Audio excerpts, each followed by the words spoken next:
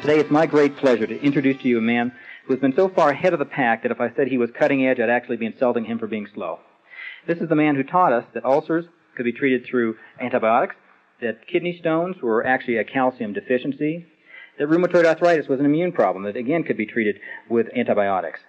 All these are mainstream strategies today, but 10 or 20 years ago when Doc started, it was very avant-garde. In fact, probably heresy. I want to get into today Doc's newest statement, which is exercise without supplementation is suicide. And Doc, this is a very intriguing concept, but you know, down through the years you've had so many things be proven right time and time again.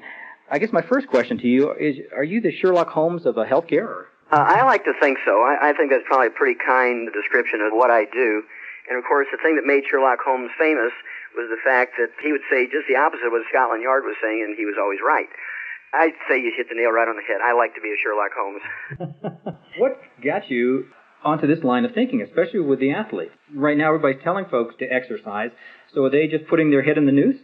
They're actually putting their head in the noose. They're actually cutting their life by 30, 40, 50 years if they exercise and don't supplement. Where I ran into this was about 50 years ago, people began to study what sweat was. And they were these little bitty articles in biochemistry journals, the makeup of sweat. And it was very interesting. Most people thought sweat was primarily just salt and water, but sweat contains everything that's in your blood. And as you sweat, the primary purpose, of course, is to cool your body, but you're also losing nutrients. You're losing amino acids, you're losing vitamins, you're losing major minerals, you're losing electrolytes, you're losing trace minerals, rare earths. And it's kind of a trickle charge. It's kind of like the toilet that just sort of runs a little bit, drip, drip, drip, and you get a water bill for $500 at the end of the month. It doesn't seem like much, but it does in fact cost you in health and longevity. And so about 25 years ago, because I was an athlete in high school and college, I played football and wrestled. Of course, you sweat a lot in both those sports. And I only weighed 123 pounds and played middle linebacker and played offensive center. That's back in the old days when the players played both offense and defense. And only at 123 pounds, I was very aggressive, but never got an injury. And all these big guys, 200, 240 pounds, were always getting injuries in their ankles and so forth. And the reason I didn't was because living on the farm, I was able to have access to trace minerals that we gave to calves. And so putting together practical experience and taking advantage of some, what was 50 years ago, esoteric research, you know, what's in sweat kind of thing, put it together. And came up about 25 years ago that you were, in fact, throwing your life away if you were exercising and not replacing the minerals you're sweating out. Wow. You know, it kind of reminds me back, I don't even know when this was, but all of a sudden jogging came up, and was it Bill Kick? Jim Fixx. Fixx, okay. You're close. Jim Fixx, spelled with two X's, F-I-X-X.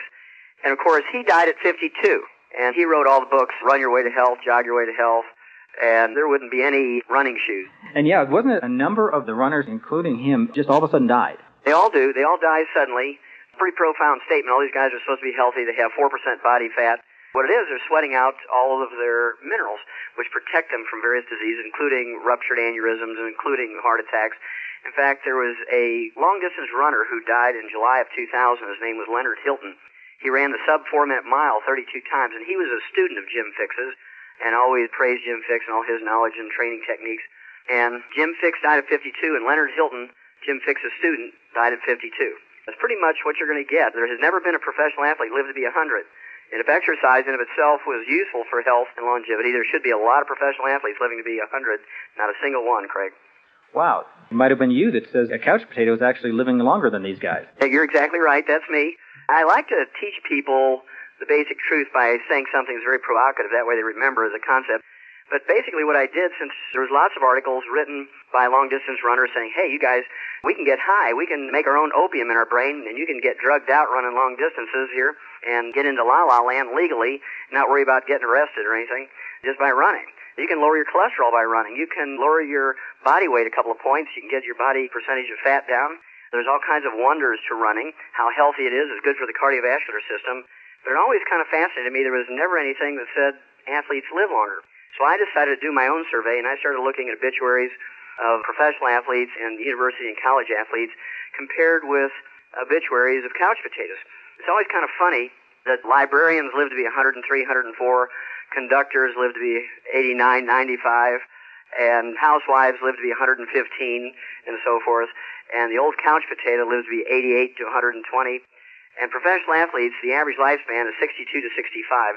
The ones who play the most, the ones who are the stars, die the youngest.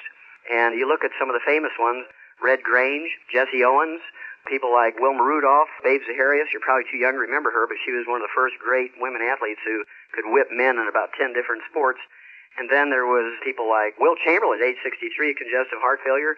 Walter Payton, 45 years of age, died while he was waiting for a liver transplant. He was a pristine athlete, never did drugs, never smoked, never did alcohol. I know the basketball player that was a real Reggie Lewis, 27 years old. There we go. Died of a cardiomyopathy heart attack, a simple selenium deficiency. He was about as fit as a human being could get. Then there was Sergei Grinkov, 28 years old, a two-time gold medal winner in figure skating. It's not just basketball players or track stars. You can be a figure skater and die young. You can be a boxer. You can be a baseball player. I have a lot of very famous baseball players. Babe Ruth, Lou Gehrig, Don Drysdale. I have all their obituaries. I actually have one who was a pitcher for the San Diego Padres, and he was only 24 years old, and he was felled by a cardiomyopathy heart attack, and they were just shocked because he'd just come up from the minors. You're sweating and not replacing those minerals you're sweating out. You're doomed to have a lot of injuries and anything that might relate to mineral and nutrient deficiencies. And certainly, you're going to shorten your life if you're not replacing everything you're sweating out. Wow, that's incredible, because I remember particularly with Reggie, didn't he have what's called the dream team of cardiologists, and he died anyways? He had the dream team of cardiologists, so they paid these 12 cardiologists $1 million each to save him. And the interesting thing was, a year and a half after Reggie died, the captain, the chairman of the dream team of cardiologists, died at age 47 himself of the same disease, cardiomyopathy heart disease. And he was a Boston Marathon runner. He'd finished the Boston Marathon 3 times, his physician, and died of the same disease at age 47. Can't these guys figure this out? Well, what happens is they hire these personal trainers, and they hire trainers, and they hire people who are nutritionists, and they're worried about their fat intake, and they're worried about strength training. They believe, falsely, that strength training is the answer for joint health. The more muscle you build up around a joint, the less likely you are to injure it. That's absolutely nonsense. Just ask Bo Jackson. You remember him? He was this great two-sports player, professional player in baseball and football, and he dislocated a hip joint and fractured the head of the femur, the ball part of the ball and socket joint, and they talked him into putting an artificial joint in, and of course he ran around like Chester from the old Gunsmoke days. I remember him. With that one leg, and he was a huge man. His thighs were bigger around my chest. He was a big man. And so they said, well, why don't we even you out? We'll just take the good hip and we'll put in an artificial joint in there, and then you'll be Superman. Well, of course, after that happened, he hit a few baseballs, and that was about it. His career was done.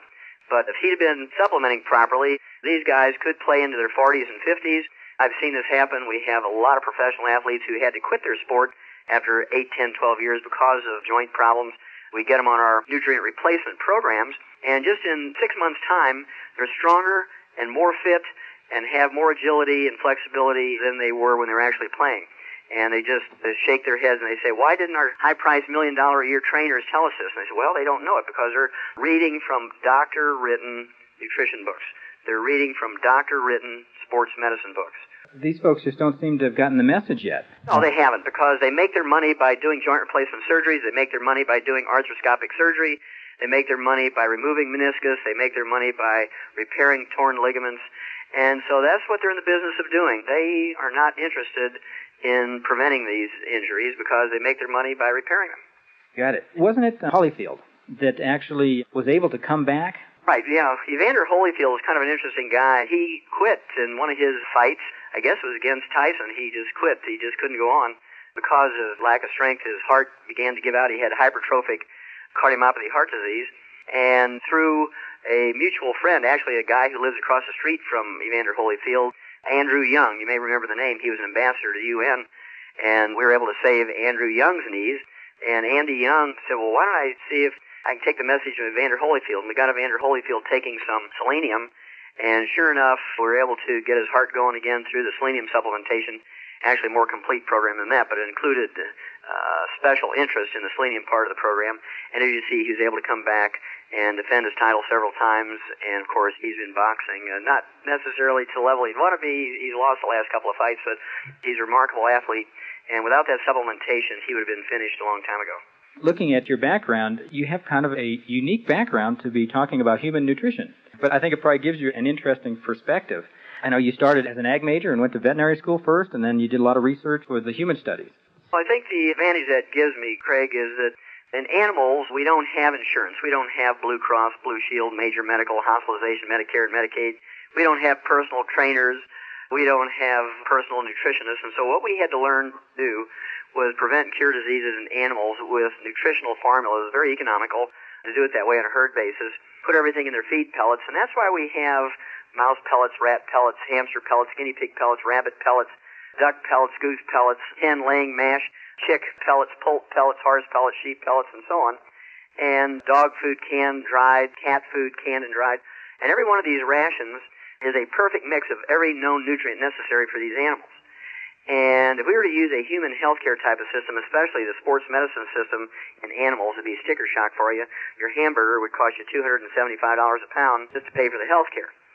And so I decided to take the same concept that we did for animals, where we have special diets for animals with heart disease, kidney disease, intestinal disease, liver disease, eye disease, and so on. These diets are formulated so the animal can't pick out what they want. It has everything in there necessary to focus nutritionally on that particular organ or organ system.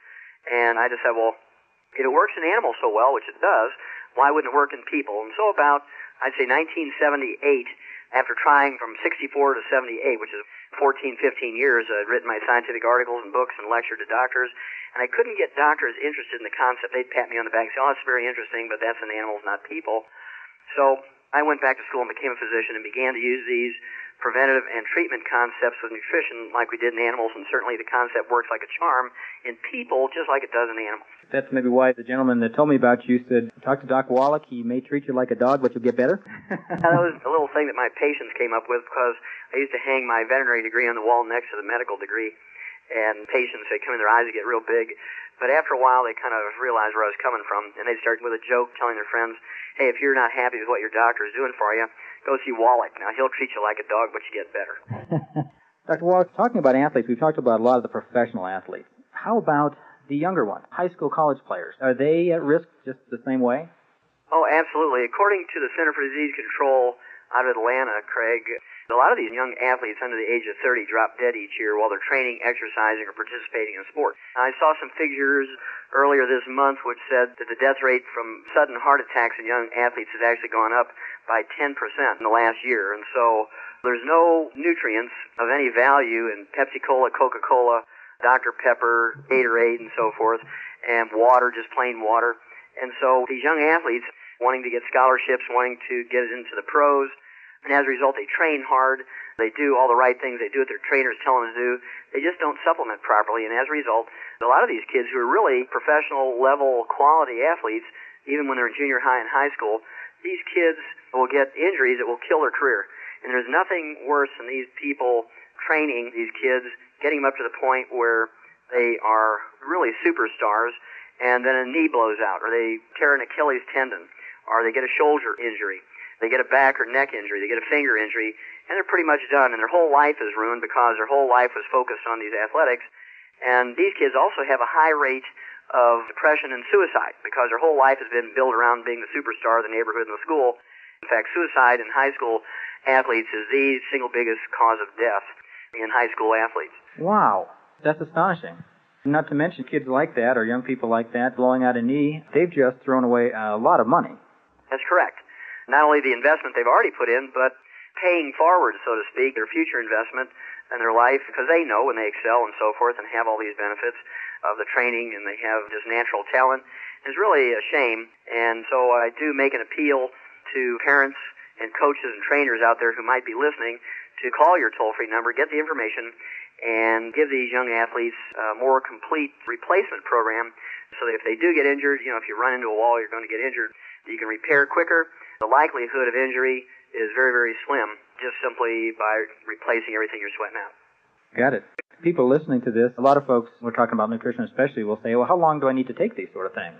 You take all these supplements properly until you stop using oxygen. Got it. There's a reason for that, and that's because our food does not contain these nutrients, and no matter how well you eat, you can spend $1 million per meal, and you're still not going to get everything you need by eating. And so you do have to consciously supplement, whether you sweat or not. But if you sweat, you're really obligated to do it in a very, very intense way. Calcium deficiency, from everything that we've talked about in the past, seems to be, again, to use the word epidemic. And wasn't that what got your attention at one point in time with twitching eye or something, if I remember the story? Yeah, my personal story was I was a teenager, 14 years old, and my eyelids would twitch so bad you could actually hear them making a noise, clicking. And asked my mom what it was, and she didn't know, and she panicked because she could see my eyelids jerking. It looked like I had some kind of electrical thing on there. My eyelids were just twitching. It looked awful. And she took me to an eye doctor. I had to drive 80 miles to St. Louis to go to one of the top eye doctors. And after a long day, she finally determined that my eyelashes were long and they were hitting my glasses and curling back and tickling my eyeballs. And she gave me a Maybelline mascara eyelash brush, and she said I have to retrain my eyelashes.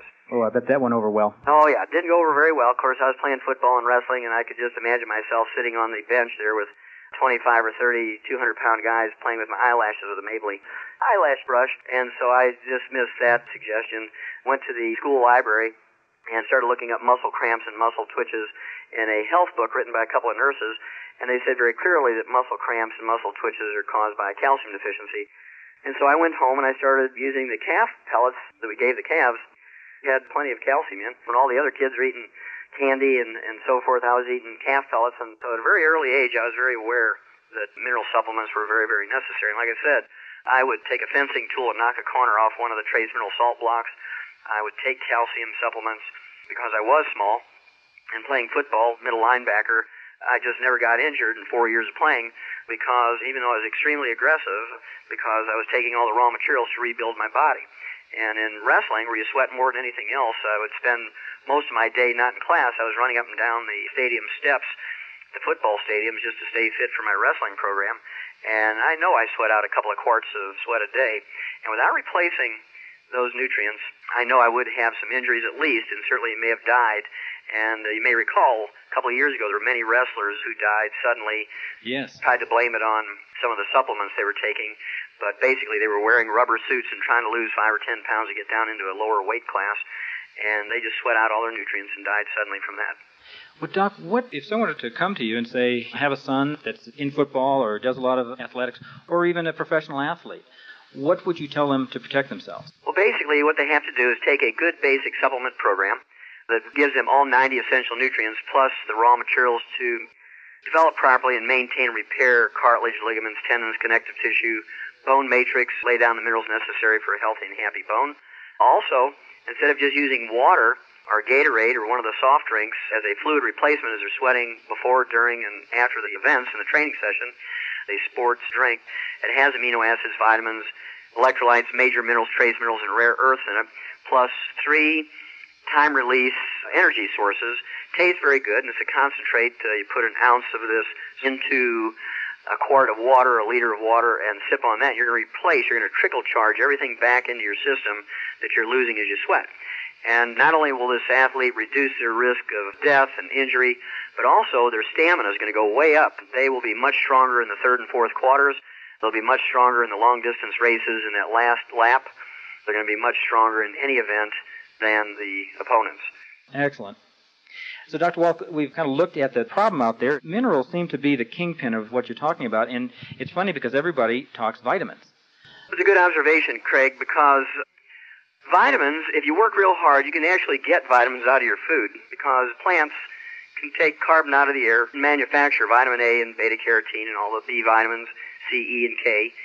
But plants cannot manufacture minerals. There's not a single function in your body that can take place without mineral cofactors. You cannot utilize oxygen. You cannot utilize energy. You cannot utilize vitamins. You can't utilize proteins. You can't utilize enzymes. You cannot utilize hormones. Nothing in your body will work without one or more mineral cofactors, and yet our foods cannot manufacture minerals like they do vitamins. And so over the years, I realized that the minerals were the limiting factor, and the lack of minerals were the limiting factor to long life, healthfulness, athletic prowess, and stamina. And I probably have known that since I was 14 years old, and certainly developed and collected a lot of information to back up that belief over the years. And basically, minerals are the limiting factor, and so you have to consciously supplement with them properly, especially if you're an athlete and sweating. The vitamins, even a blind hog will get an acorn sometimes. They supplement, fortify white bread, they fortify rice, they fortify chocolate bars, they fortify just about everything. What's this document 264 you faxed over to me? Well, U.S. Senate Document 264 was actually published by the U.S. Senate in 1936. And the U.S. Senate published this back in 1936, and it said at that time that there was no longer sufficient amounts of minerals in our farm and rain soils to give us everything we needed. And as a result, the food plants that were grown there were minerally deficient. As a result, the animals and people who ate these minerally deficient crops got mineral deficiency diseases. And according to U.S. Senate Document 264, the only way to prevent and cure these mineral deficiency diseases was to supplement properly. And we've known this in 1936. That's back at the time when we began to supplement vitamins and minerals and trace minerals into animal feeds and came up with mouse pellets and rat pellets and hamster pellets and guinea pig pellets and horse pellets and canned dog and cat food and so on to assure them optimal amounts of all known nutrients. They couldn't pick out what they wanted. Unfortunately for human beings, we're left to TV advertisements and newspaper advertisements and magazine advertisements and ignorant trainers who tell people, well, just drink Gatorade, just drink water, and just drink Pepsi-Cola because we get good kickbacks from them. Doc, I tell you, this is incredible. In fact, I've got some young children that now, in the back of my head, I've got all these questions going through my head on how to make sure that they survive this ordeal of growing up and being athletes. But unfortunately, we are right down to the wire. We're going to have to ask you to come back, maybe do this again. Love to do it, Craig. I want to thank you for being with us. This has been Dr. Wallach, National Lecturer on the Dead Doctors Don't Lie series, best-selling author, physician, veterinarian, and all-around good guy. Thanks for being with us. And for Craig Walcott here at Health Talk, have a healthy day.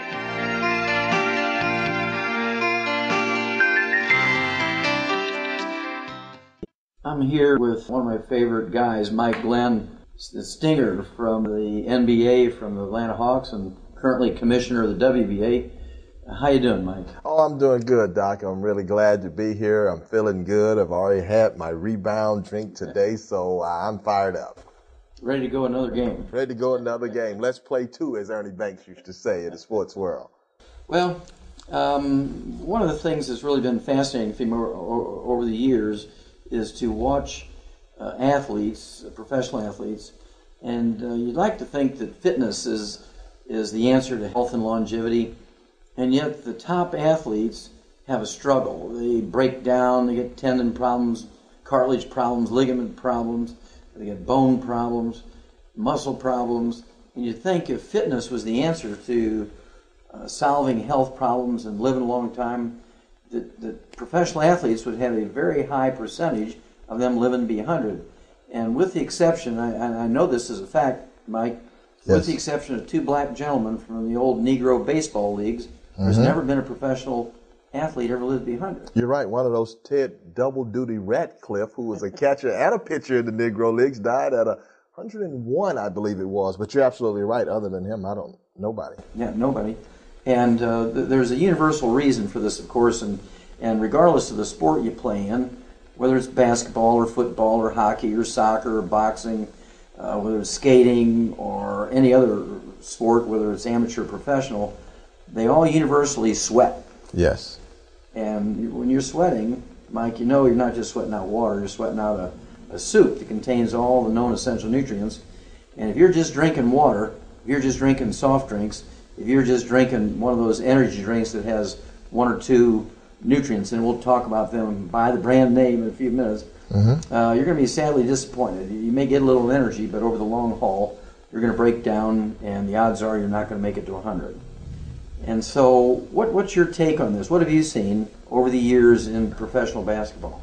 Doc, not only statistically doing research, but in my own personal life, I just turned 50 this past year, and 7 guys that I played with in college have passed on, all of them from health-related occurrences, nothing accidental. So I see in my own life the deaths, and so many of my former teammates in the NBA and college, they've had 2 hip replacements, knee replacements, they can hardly walk. They are really struggling. So I've seen it firsthand that a lot of the athletes, of course, we read about the super athletes like Kirby Puckett that recently passed, and the ultimate basketball hero of all, Wilt Chamberlain, a guy who averaged over 48 minutes a game for an entire season, averaged 50 points a game. He was just superhuman for a season. And we see Wilt pass at 63 and other heroes of sports like, of course, Walter Payton, one of the greatest, if not 45, maybe the greatest football player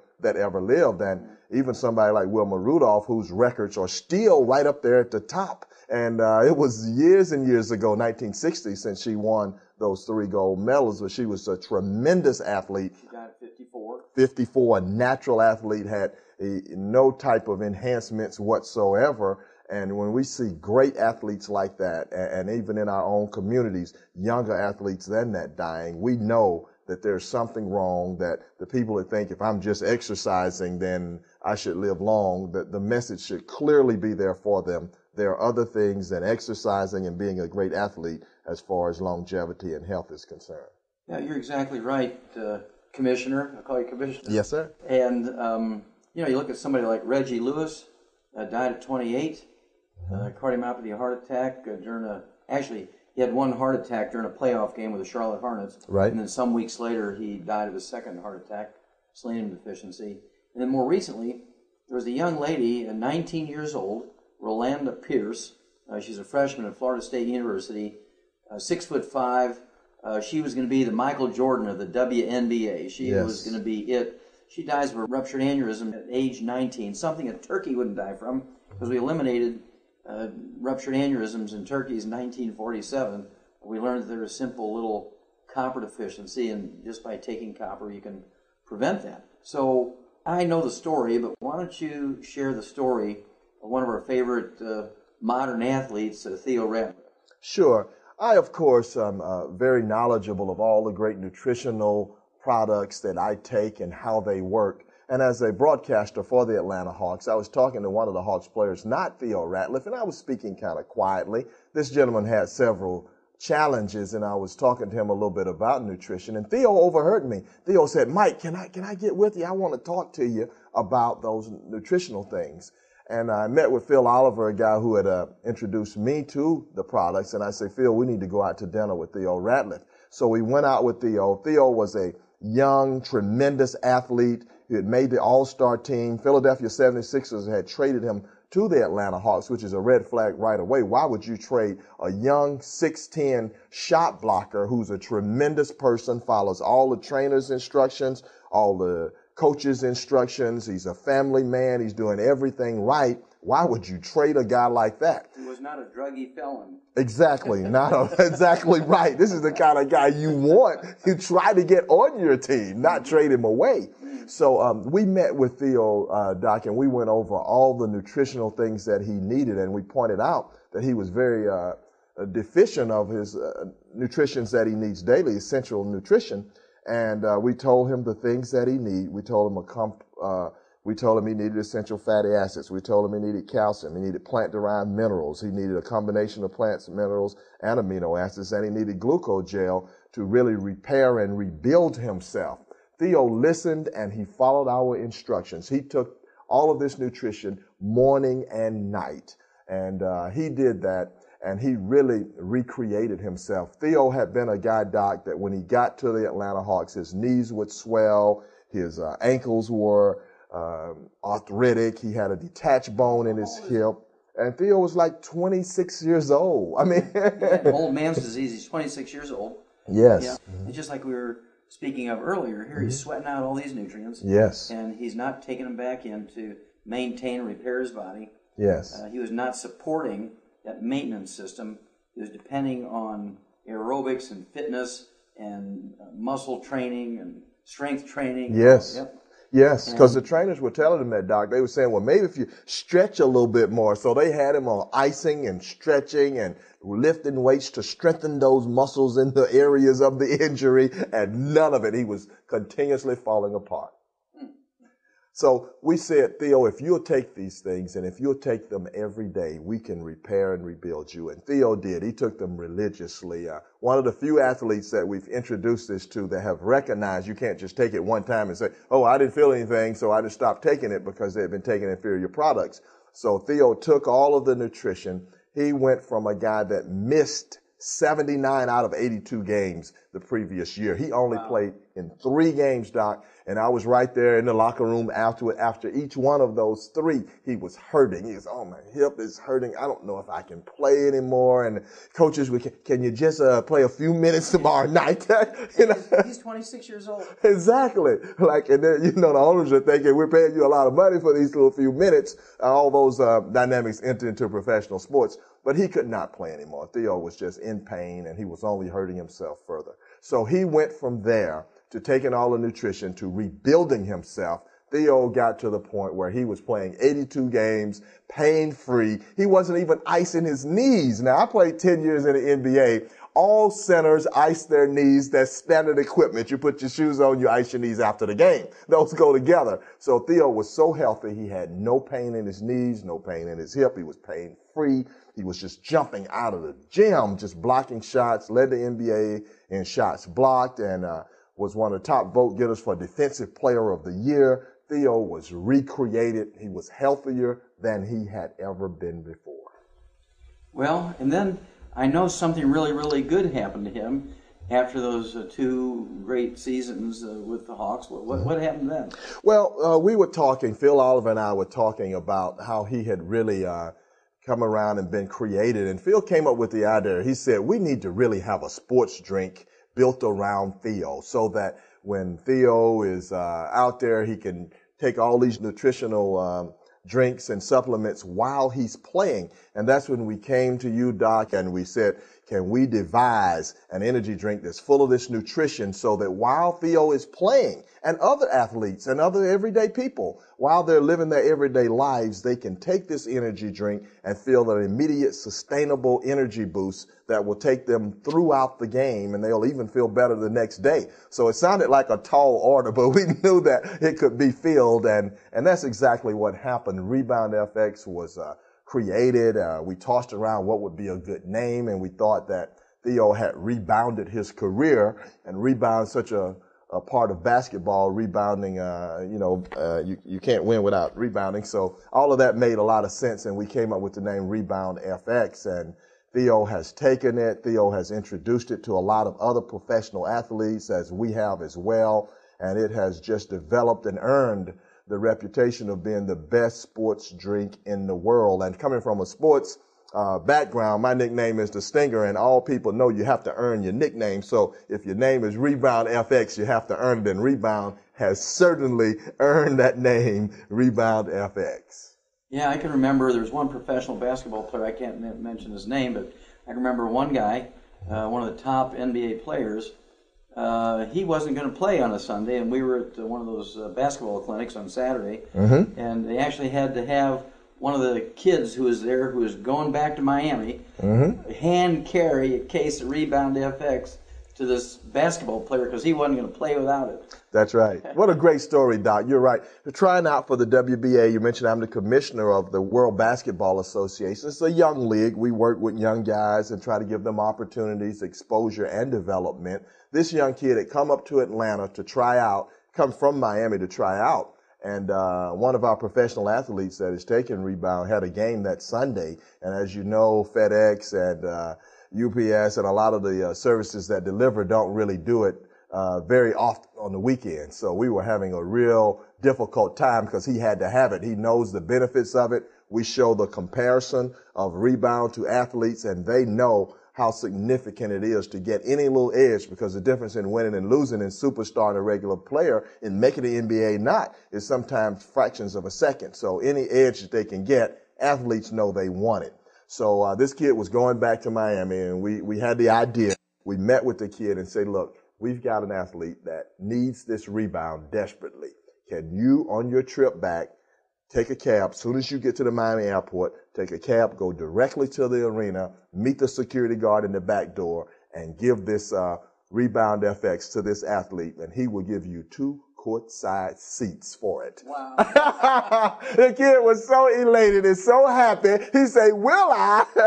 I'll be glad to. So the kid was, we didn't have to tell him about the benefits of rebound. It was obvious if this professional athlete, superstar athlete, wanted it this much, it had to be very good. And he got a chance to sit on the floor right near the player's bench and see the game as he'd never seen it before and see rebound at work. The athlete got his energy drink and he drank it throughout the game and the benefits. It was just a win-win and a beautiful story for everyone. Yeah, that's I love that story, Mike. Thanks for sharing that. Sure. And of course, you don't have to be a basketball star, a football star, a boxing star, a baseball star to take Rebound FX. If you're the sort of person who needs a pick-me-up of a cup of coffee or a soft drink at 10 in the morning, at 3 in the afternoon, at 8 o'clock at night, you want to try Rebound FX. It does not have carbonation. It doesn't have sugar. It doesn't have phosphates in it. It doesn't have the things that are negatives from the standpoint of nutrition. And as a result, we find that the people who are using Rebound FX are people in addition to the athletes. Of course, it was originally designed for athletes. This is like gasoline for a high-performance race car, and you're not often going to get to use that in street cars, out in the street, because it's just such a high-performance fuel. Right. Well, here's a high-performance fuel for professional athletes that's accessible and usable by the average person on the street, whether you're kind of a weekend warrior and you play in the company's softball league, right? Yeah, or you like to go bowling on a Friday night, or you just like to play tennis or pick up basketball. There's so many people who break down, regardless of their age, whether they're in their teens, they're young adults in their 20s or 30s, yet middle-aged people, and they break down. They say to me, Doc, I don't know why I'm breaking down like this. I'm doing everything right. I'm doing all my fitness stuff, and I'm drinking all the water. I'm keeping hydrated. I'm exercising, or I'm drinking one of these other sports drinks, energy drinks, and you start showing them the comparison, right? And they say, well, wait a minute, this very famous sports drink only has 2 minerals in it, and Rebound FX has 77 plant minerals. It has a total of 128 nutrients in it. Wow. So how can you compare an energy drink that has 2 nutrients versus one that has 128? Right? It's just impossible. And Doc, oftentimes when I'm telling athletes that, I'll say, imagine now that you're in the boxing ring. We're going a few years back, and I show them the comparison. I say, you got this 1 minute break between rounds, and you're fighting the young Mike Tyson. Which one do you want? So that brings it home clearly right away. Give me a double dose of the Rebound, they say. So athletes really see the difference, though, the comparison, all the nutrition, the energy, the pickup, the ability to sustain your energy. It's just a no-brainer for anybody, really. Rebound FX has really taken off, Mike, and just because it is a performance drink, it is an energy drink, and it is a nutrient replacement, not only a fluid replacer, but it's also a nutrient replacer, and it's so convenient, you don't even have to pay for a lot of water to be shipped to you. It comes in a concentrate.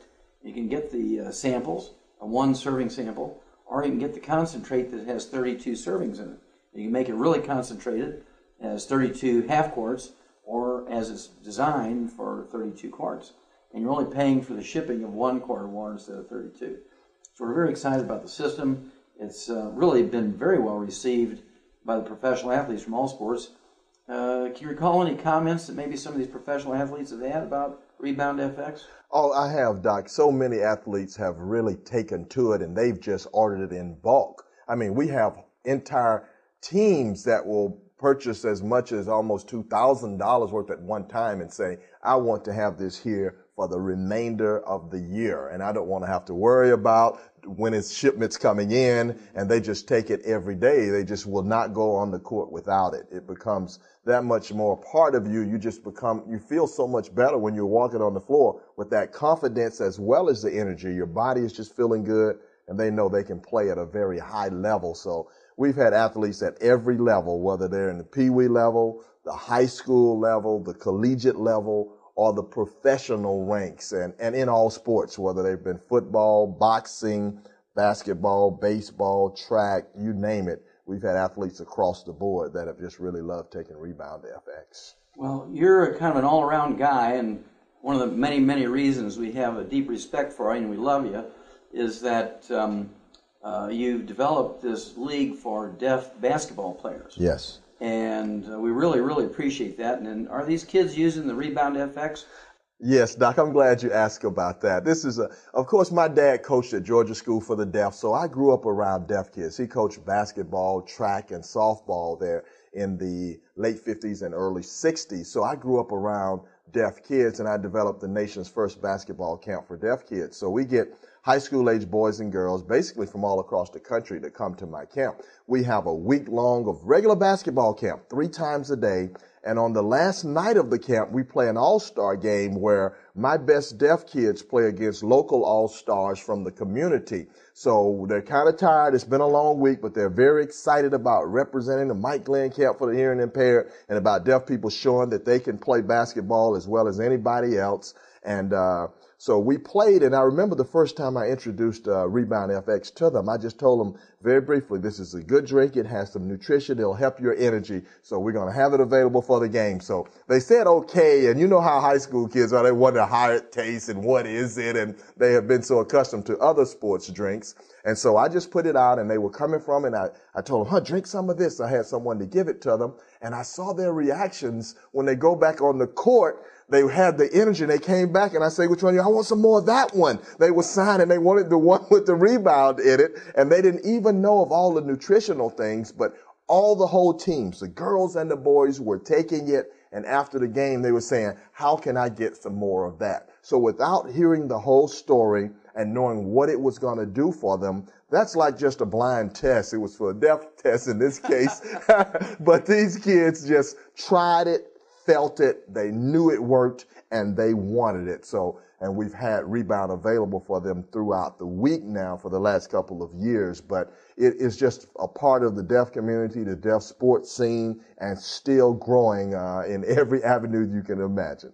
Well, thank you for that feedback, Mike. And since you brought up the test word, yes, the thing that we're really proud of with Rebound FX and many other of our products is the fact that in New Zealand, which is probably the toughest country in the world when it comes to testing urine and testing sweat of players to make sure that they're not taking anything that gives them an advantage, something that's been banned, has been approved by the agencies in New Zealand that test for these things, and therefore it's also approved, because they're the toughest in the world, it's also been approved by the IOC. Wow. The International Olympic Committee. And what does that do? I mean, I know that amateur and professional athletes got to be worried when they're going to take something new. Is it going to affect their ability to play? Are they going to get banned from playing if they take something with some weird herb in it or something that shows up in their urine, their sweat, or their blood? How important is that to a player? That is, Doc, because it's so much emphasis on it now in the media. All the emphasis on steroids or different drugs that athletes that have died, famous athletes, and often they try to infer that it was because of something that they were taking rather than something that they're not taking. Yeah, there was a baseball player who died of something, and right. they attributed it to the ephedra that he was taking. And then, boy, Congress got in it, and they banned ephedra, and then an attorney went back and sued the government and the FDA to get ephedra back on the market. But it has to be like a very, very tiny dose. You'd have to take a whole bottle, get the same dose as you used to be able to get. Okay, right. And I think that, Doc, has scared a few people, like, is ephedra in? so they have this undue alarm. So to know that it has been stringently tested, that these are beneficial nutrients, and that's what we really stress to people, that this is nutrition. This is not some drug or chemicals that you're putting in your body. This is the safest and the best thing, because they are plant-derived minerals, have been pre-digested by plants. And so we explain that to them, because there is this concern that if it's anything new that they've not heard of, that maybe it's one of those banned substances that will either make them illegal to play or will hurt them in the long run. But once we tell them these factors, they take it with confidence, and they know they feel it and like it, and then they pretty much go on from there. Yeah, this is Rebound and several other products from our wonderful collection of products has been approved by at least one and maybe two agencies in New Zealand. And again, it's the toughest one in the world. And so the IOC, the International Olympic Committee, just as long as New Zealand says it's okay, they don't even look at it sideways. And so this has really opened up the whole amateur athletic league, whether it's junior high, high school, university, Olympics. And we're so very proud of that, because we don't want these young kids who work so hard. They learn the sport, the actual technology of the sport, they learn the system of the sports, and then they get fit, and then they start breaking down. And it's always the top ones. Yes. It's always the top. It is, Doc, and I think the top ones work harder. You know, people in sports recognize that. Sometimes people outside of sports think they're just naturally gifted, which they are gifted, or that they're just naturally blessed and it comes easily to them. But from my experience as a professional player, from interviewing, writing books about them, and seeing how they work, the guys that are stars are usually the hardest working guys on your team, which means naturally they sweat the most, they lose their minerals the most, and we found these adverse health effects on the best players because they sweat the most. I mean, they put more energy, more emotion, more time. They're into the playoffs. In the NBA, if your team does not make the playoffs, your season is over by the middle of April. But if you're going to the championship game every year, then you're going on toward the end of June. So you have much more intense games and practices, and you add that year to year to year, those superstars that are going those extra miles, they're going to be the one most adversely affected. Well, thank you so much for sharing all this information, and I know that people are going to want to hear this material that's going to be so vital to their long-term health and also their day-to-day health on the short term, because nobody wants to be walking around on crutches. Nobody wants to be sitting in the chair when you want to be out playing. That's the truth, Doc. And you know, you made me think of something else very quickly, though. My wife, who is she likes to walk and exercise to try to stay firm and slim. Around this area, Doc, in the Atlanta area, you have a lot of people that like walking up Stone Mountain and walking around the mountain. So you have a lot of people that are just doing those kind of exercise daily. And I know Phil's wife likes to do these kind of things as well. And they both are taking this Rebound FX every day. They're taking it to walk the mountain for their exercise. All their friends are taking it. So even if you're not, as we've mentioned, a professional athlete and you're competing at that level, if you're just an everyday person that wants a little extra energy and nutrition, it works very effectively. It tastes great, and it gives them that little extra energy, and they'll do an extra mile or two when they're taking that Rebound, and they find out that they'll lose weight quicker and feel better after they finish walking. Okay, I'm going to end this, Mike, with Rebound. That's our drink. I like that. Yes, indeed. Puts me back in the sports world. Okay, Thea, you hear Mike, Lynn, and both Mike and Dr. Wallach talking about, Rebound and how we came about with Rebound, and basically how our relationship, yourself and myself and Mike. But I wanted you to kind of tell your story and just kind of emphasize, why were you such a different athlete in receiving this versus your colleagues, and what has it meant to you? Well, Phil, it's been tremendous to me as far as helping rebuild my career and furthering me along and giving me the ability to extend my career. It's been well documented of the different type of injuries that I've had throughout my career, and it always got to a point where I couldn't figure out what was going on with my body. And I overheard Mike Glenn speaking to one of my teammates when I was with the Atlanta Hawks back in about 2002, talking about minerals and calcium and mineral deficiency. And so when I heard him, I said, "Yo, Mike, come over here and speak to me about that a little bit." And he graciously, as he is a man, just came over and gave me some knowledge about what it was he was speaking of, and it was profound in what he was speaking about, because I had never had it put to me in that manner as far as athletes becoming mineral and calcium deficient, throughout their sweating out all their minerals during play, and also with their amount of energy and stuff that we exert during play, becoming deficient in those areas. So he told me about the great products at Longevity, and I was able to get on the products diligently, and rebuild, the cartilage from my hip injury, from my knee injury, and just all the different things that I had going on at the time. I was in a situation where I had the hip injury where I couldn't figure out what was going on and, why these things was just happening to me, because I always try to keep myself in a superb physical health and always ready to get out there and play ball. But, I was getting these minor injuries, knick-knack injuries and stuff that was just stopping me from continuing to be the player that I was. Like I said, with the minerals, that all changed. Once I got on the minerals and got to doing the Pig Pack Plus and taking the calcium and being diligent on it and taking it, as it was food, every single day, twice a day, I was able to rebuild my body and to be able to extend my playing career. Well, Theo, they had a rap on you that you were the kind of guy that got a lot of injuries. So why don't you just try to tell me, when did your injury start, and at what point did you realize that there was something else that you needed to do?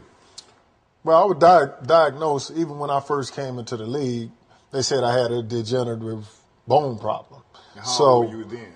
That was when I just had come out of college. I wasn't any more than 22 years old at the time. So I had back issues. So as they looked at the MRI, I had to take MRI and a whole bunch of exams in order for teams to even take me. I had to take all these things to try to make sure that, everything would stay intact. And they gave me, only 5 or 6 years in the league tops was where I would be at my, at my peak position, and everything would be downhill from there because they saw the degenerative changes that early in my career. Lo and behold, I was able to extend, my career as far as being able to play and be, I was in a position where I was in the playoffs as an all-star in 2001, right before I received my hip injury, right before I received my wrist injury, where I just went up for a block shot, just normally coming down, trying to catch myself, fracturing my wrist, having to have surgery, and then traded to the Hawks.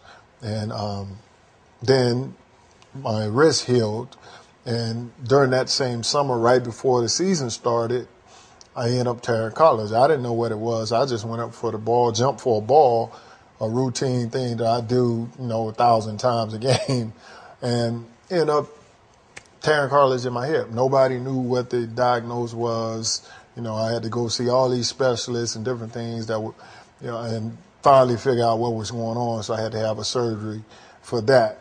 And in my trying to recovery from that surgery, I just wasn't getting back to being able to play the game. And it had gotten to a point where I had sat out all year, tried to come back a couple of times, and it just wouldn't happen for me. So I had, lost faith in, what was going on as far as with trying to heal, and was real discouraged with what the doctors and stuff were saying. And, I thought I was pretty much done with it because I wouldn't be able to be the same player that I was before I had the hip injury.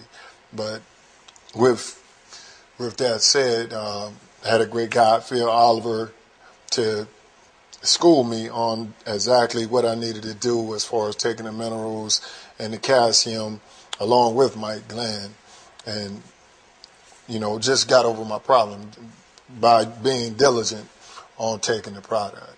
And so from that, we produce Rebound. Yes. So how is Rebound, now that we have this Rebound effects, how has it benefited you and even some of your colleagues? Well, after being such a diligent student of the minerals and the calcium and constantly rebuilding my body, we kind of jointly, me, Phil, Mike, kind of jointly came up with the idea of having an energy drink to help sustain me throughout the game. When everybody else was going down in the fourth quarter, my energy was still elevating and staying at its peak position. And, you know, with that said, being 3-time, you know, shot block leader, you know, one of the top defenders in the league, being pretty much winner-up to being defensive player of the year and different things of that nature, it definitely helped excel my career. And by me having such a success, me seeing the success that I had, I wanted to go out to my colleagues and try to introduce them to these products as far as with the minerals and have them to understand what's going on with their bodies when they're going out, they're sweating out their minerals, using your calcium during play, and being able to replenish themselves with something that was healthy at the same time efficient. So prior to that, nobody explained to you about sweat, how important what you're sweating out is replacing it back in. Prior to meeting Dr. Wallach, Mike, Glenn, and of course myself, no one, because you were around nutritionists, you were around doctors, no one ever explained it to you in that manner. No one ever really broke it down to me on what minerals are, how they work. You know, we get the basic 4 food groups, and you need to be eating more carbohydrates and different things of that nature, but never to the detail on what helps build your body and what helps you sustain your body as far as how you losing sweat, how you losing your minerals through sweat and different things of that nature. No one ever sat down until I met you, Phil, Mike, and Dr. Wallach, and they really educated me on that. And so now we have a crusade. We're trying to just expose this information to not only just athletes, but to everybody who needs energy. Everybody needs these minerals. How often do you need them? Oh, you need minerals, like I said, just like you have food. You know, every single day you need to replenish yourself with the right minerals and, you know, to help have longevity, you know, in life, you know, to live with, you know, being disease-free, you know, different things of that nature, and being able to have a healthy lifestyle. That's what it's all about. That's our crusade, is to try to give everybody ultimate health. Well, I tell you, that's a great crusade, and we thank God for you for Rebound FX. And I think we'll sign off with saying, let's go rebound. Let's go rebound. All right. All right.